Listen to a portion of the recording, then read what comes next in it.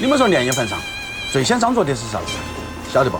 来，弹幕上留下你们的答案。2021年属牛，想要扭转乾坤，当然要吃牛肉。今天我们来分享一个凉拌牛肉，希望大家喜欢。我今天用的是6件猪肉，整块的减脂。最近做年夜饭的菜，费用方面是严重超标，小伙伴们还是继续支持一下，不要再下次一定了。今天就非常需要你们动力。把洗好的牛肉放入卤水锅中，盖上锅盖，卤45分钟。准备辅料：元须准备少许，切成小段后备。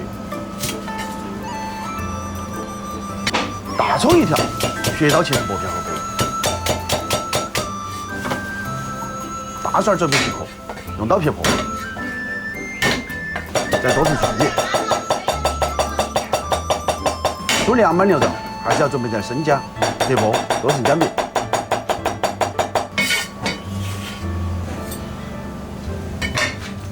小米辣来几条，切成小细圈，口味不太重的少放点。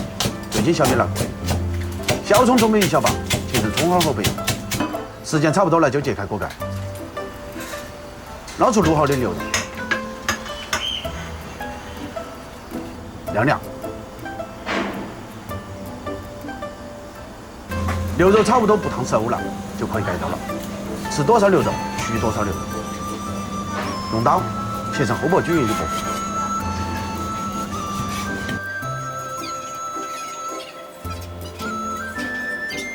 装入小盆准备牛肉、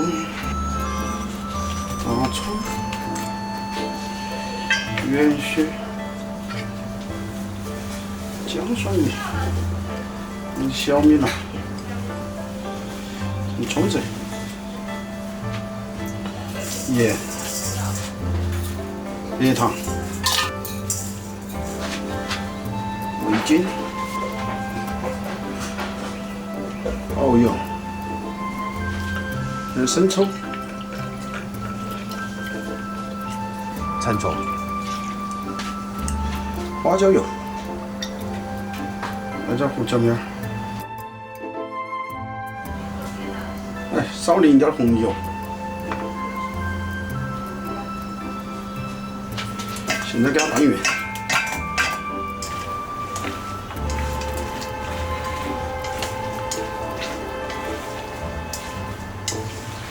把拌好的牛肉装入凉盘中，稍稍点缀一下，美味即成。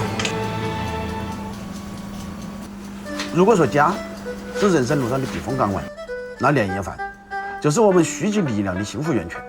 老祖宗给我们留下了每年1次的变胖机会，必须珍惜。一道凉拌牛肉，愿亲们吃好喝好。我是厨子，下期见。